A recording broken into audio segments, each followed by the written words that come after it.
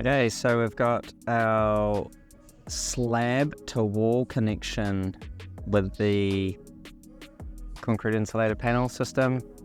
These are a ferrule insert, and these get puddled in to the concrete when it's wet, and then we spin off the cap and we install the threaded rebar.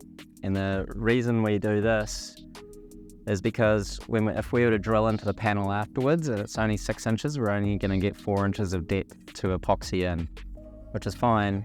We just find it easier to install these threaded ferrules beforehand, and then the rebar connects into your rebar grid that your slab will have. It's just a simple solution to not drilling 347 holes.